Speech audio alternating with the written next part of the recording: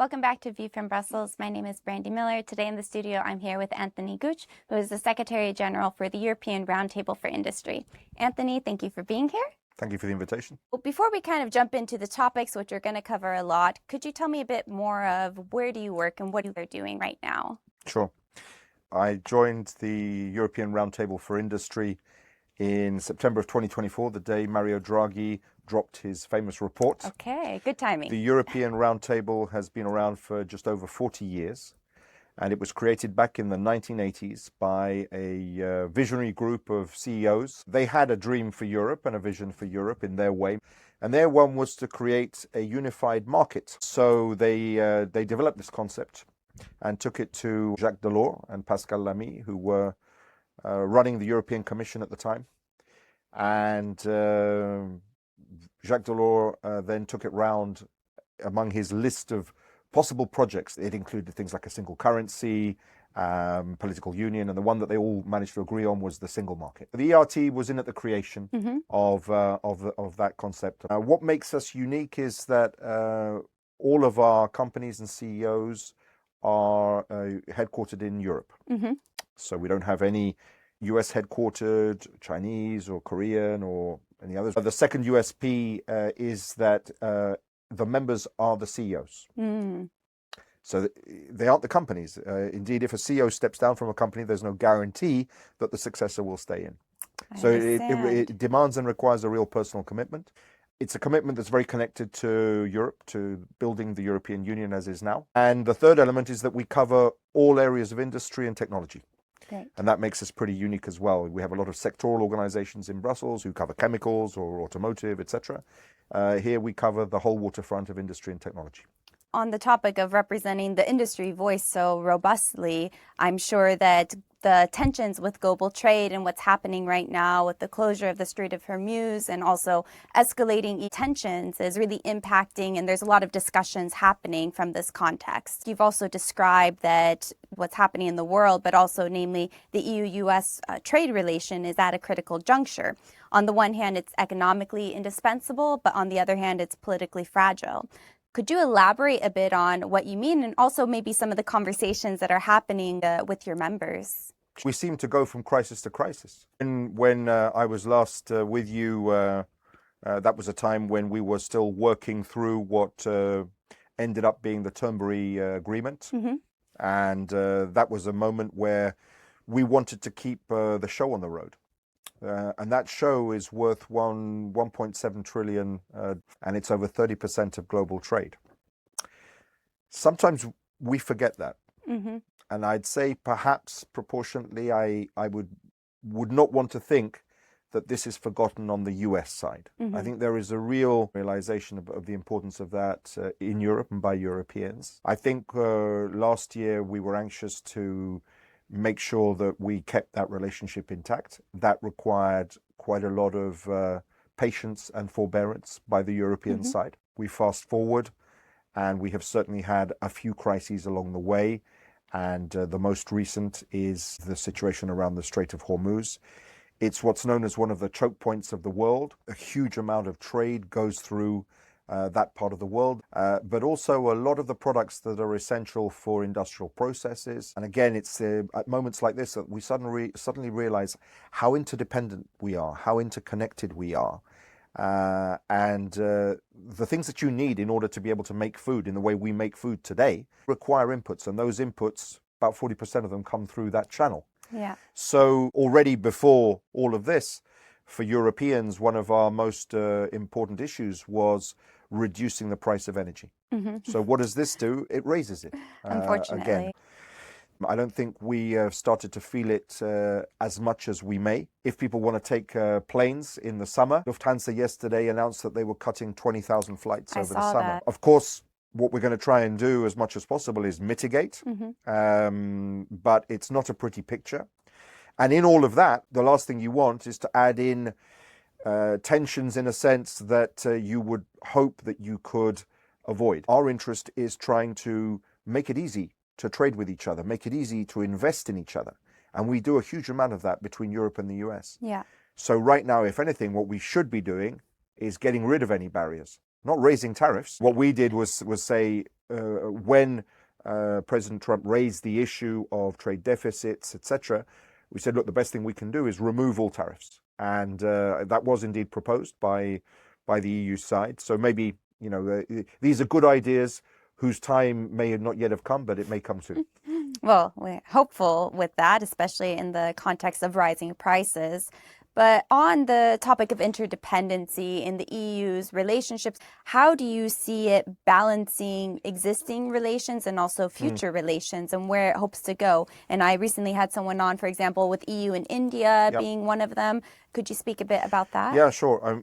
Well, the first thing I'd say is that we also have to give credit where it's due. Mm-hmm. Right now, we have seen the completion of a number of long-standing negotiations that I know would not have been completed had President Trump not taken the decisions he took on tariffs. We would not have an agreement between Europe and Mercosur. That negotiation has been going on for 30 years. That's too long. Yeah. And with India, we wouldn't probably have been able to conclude an agreement with India. We have an agreement with India. We now even have an agreement with Australia. So I think for trade negotiators, and I used to be one, these are good times for those who've been working hard on deals for a long, long time. See the fruit of the effort. And indeed, and a lot of that is down to the fact that people are suffering from the consequences of the decisions taken by the US administration. And consequently, everyone's looking around and saying, okay, what do we do? How do we mitigate? How do we rebalance? How do we diversify? And of course, Europe is in that game. It's been in the game of bilateral trade agreements for some time. Mm-hmm. That's why Europe has always invested so much in the WTO and the GATT, because already amongst ourselves, we're 27 in the Union. And it follows then that you take that attitude and say, okay, well, can we do what we've done with at 27? How far can we push the over 140 who are in the WTO? But the way of the world is such that isn't moving. Some of those institutions are stuck. And whilst we don't give up on them, at the same time, we have to be pragmatic and look, advance where you can. Challenge, I think, now for Europe is having established some of these opportunities that these agreements offer. The missing element is actually to develop and to design industrial policies and strategies, mm-hmm. Particularly in the context of where there may be a need to make things that are European. In the same way that for a long time, Made in America has been a policy by America. Made in China has been a policy by the Chinese. As well. I think this isn't a moment for ideology and theology mm-hmm. when we're talking about the situation that we confront, but more to inject a dose of realism whilst at the same time being true to our principles. It's easier for us to be more open with other partners around the world. So I think what we need to do is work on how we make strategic those relationships. Okay. So if we talk about made with Europe, okay, what does Europe need? And who can we make it with, also in the sense that it's going to be a sustainable relationship. It's going to be a relationship that we're going to be able to trust over time, where the terms are not suddenly going to change, where overnight someone isn't suddenly going to say, well, it was black yesterday, today it's white. So we need to make sure that we have a hard-nosed appraisal of those relationships around the world. And obviously, there are long-standing economic relationships, the one with the United States that we've already discussed.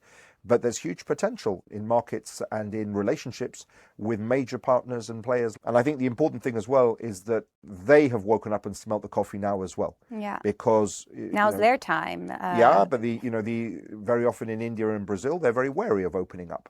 So true, I think true. they are also feeling that pressure. Well, I want to take a little bit look inward, because you frame very nicely the context between openness and protectionism, and also the EU's tradition. And I want to speak a bit more about EU digital regulation, particularly now, because we see a lot of US multinationals being impacted by what's coming down the pipeline, the DSA, the DMA, the AI Act. I want to ask you, how are you interpreting the tensions rising with the digital regulation and tech governance? And do you see the EU being pushed to mature, perhaps, and defend its regulatory model? Look, our principal concern is a European concern. Yeah. The US multinationals can do their thing. They have more than enough resource to be able to look after their issues and concerns. We, as an organization, have always understood the need for rules. Mm-hmm. If you call for a single market, how the hell do you think a single market gets done? By magic? By clicking your fingers? With rules. With rules. Common rules. Yeah. And you have to get everyone to adjust to go from that national to that collective. So the ERT has always understood and called for rules that can allow us to be greater than the sum of our parts, to all benefit from something collective. When it comes to digital, there is an understanding of the need for rules in a domain that really has progressively evolved. But back in the day, we lived in a world of tangibles, of goods. We moved into services. But then we move into a digital domain, which is a very intangible domain. I lived this at the OECD in my previous incarnation when we had to design tax rules for a digital economy. So we get the fact that there are a whole host of areas that you need to get your head around, and we need to have common understanding on. Where we feel that there's a difficulty, very often people develop rules of the road. So when we think about the AI Act was born out of a process where we developed principles for trustworthy human-centric AI. We started that work back in 2015. Those principles emerged in 2019, 2020. And the EU took a lot of those principles up in developing the AI Act. The EU was the first mover. At that time, of course, there was an expectation that major actors around the world would do so. Perhaps not immediately the Chinese, but we certainly would have expected in the US that there would have been a similar exercise. Okay, that didn't come to pass in the US, and in the EU it did come to pass with a desire at that point to try and shoehorn in the emergence of the LLMs, so the ChatGPTs, etc., large language models that had just emerged. What happens is then when you fast forward a little bit and these manifestations of artificial intelligence start to emerge, and they didn't emerge in a very organized way. Let's be honest. You have to be alive to and not just sort of make out that, how is it that they did what they did? No, there's an understanding. At the same time, you have to look at things as they are now. Our major concern is we do very well as industry in Europe. We are proficient, and we see a lot of potential in advancing industrial processes by applying artificial intelligence.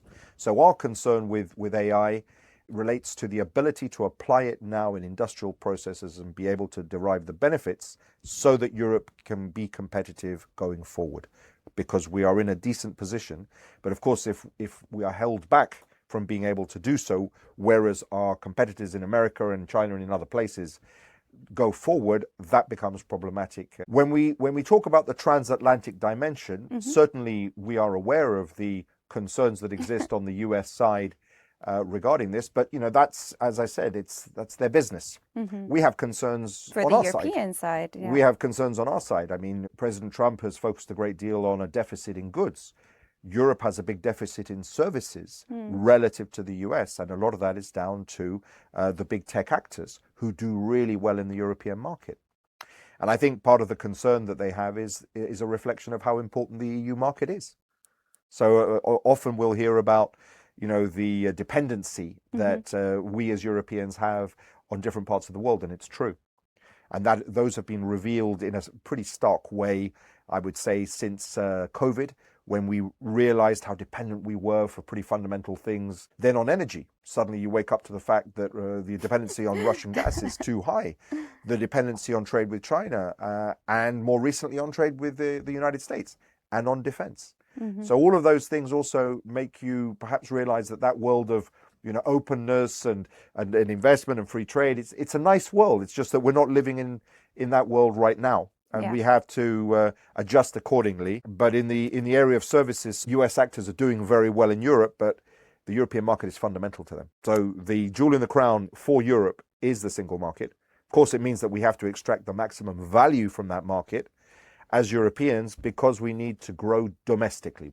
The problem is that now that the world is as it is geopolitically and geoeconomically, that becomes a bit of an Achilles heel. Europe's dependence on trade and investment with the rest of the world, so beyond the EU, went from 30% of its GDP 20 years ago to over 50% now. In that same time period, the US's dependence went from 26% to 28%. Wow. So the US is a lot more self-sufficient. Yes. And therefore Europe needs to learn from that.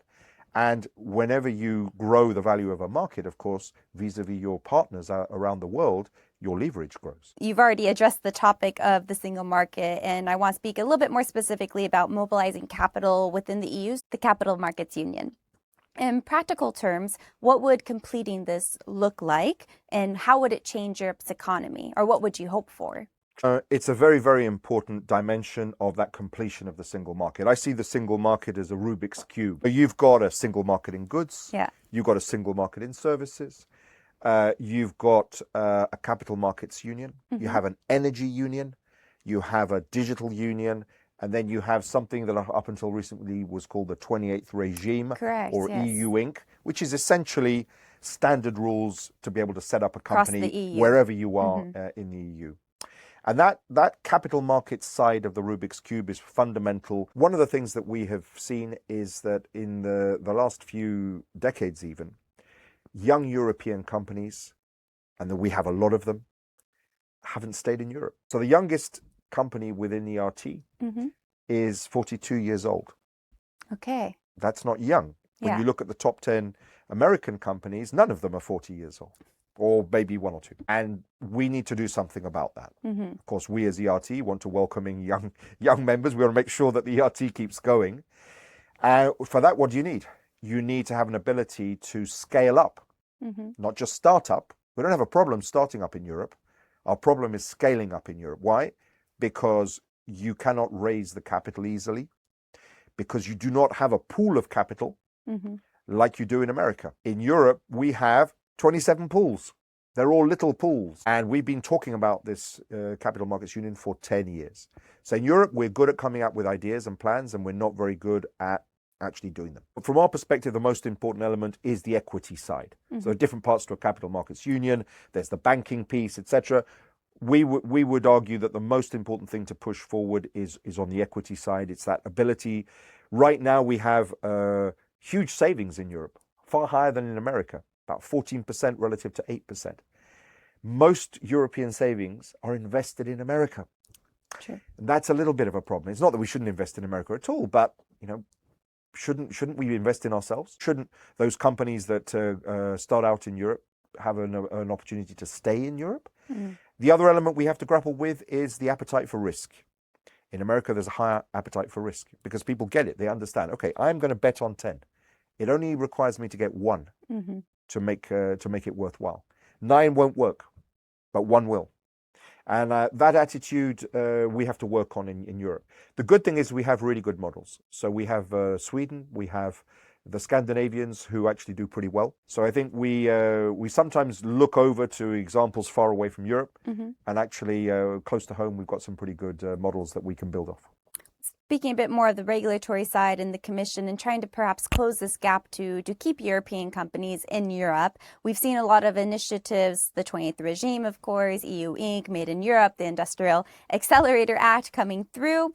What do you think is ultimately going to make these strategies succeed or fail? Yeah, look, I think what we need to understand is the difference between some things that are, part of a bigger picture. So, for example, the work on the Industrial Accelerator Act, it is a piece in the jigsaw, but the big picture is completing the single market. Okay, it's not all about EU preference. And so sometimes what we have to avoid is getting a distraction from the granular relative to the bigger picture, because we're always finding reasons not to do the tough stuff.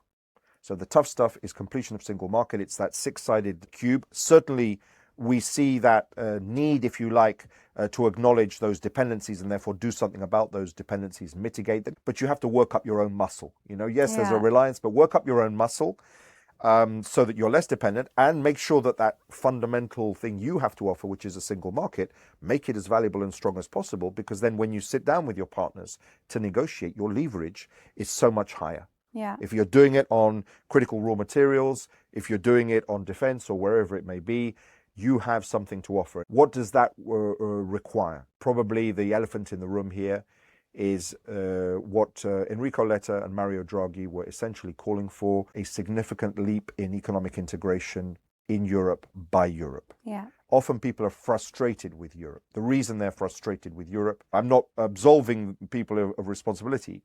It's actually the commitment by the constituent actors within Europe to want to be European. We have this tension between the national and the European, and we've always had it. The thing is that tension is getting to a point now where something is going to have to give. And what Draghi and Letta are saying is, be more European. It's the only way this is going to work. You cannot have 27 capital markets. It doesn't work anymore. Everyone is playing. You want to be in the Champions League. On that, do you see the original mission of ERT hopefully being fulfilled in the coming years?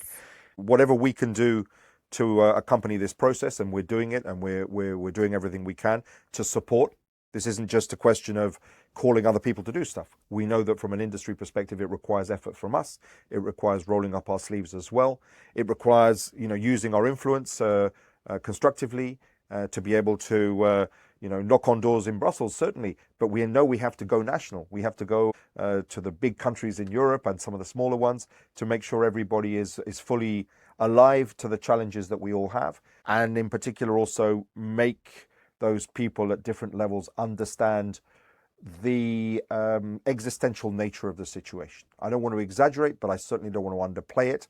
And I think everything that's happening right now in the Strait of Hormuz is only accentuating it. Yeah. But what we have to do with every one of these crises as they come along is use it as energy to advance that project of integration, which makes sense and which is the answer to higher energy prices. If you have an energy union, your prices will fall. Will drop, yeah. If, for example, you extract the value of the euro, which is a very important one potentially, we have a single currency. And that single currency, if you maximize its potential, that can also bring a lot of benefits for Europe. We know a lot of people want to invest their money in the world. Right now, some of them are very nervous about doing so in the US. So this would be a great time to create the vehicles for people to invest in Europe, big time, because we have grid infrastructure, we have defense, we have a lot of projects that need funding. And there's a lot of money in the world out there. So we need to, sometimes we're too obsessed with ourselves, and our belly buttons and looking at our own problems. Maybe we need to sort of, a bit like when those astronauts who look at the Earth from the moon, they look at everything so differently when they do that. That's part of what we have to do, I think, as Europeans, is get out of ourselves and our own little worlds and then pull away and sort of look at it in that broader context. Well, thank you, Anthony, for sharing your perspectives so robustly and for coming on this episode. Thank you. And thank you to our viewers for tuning in, and see you next time.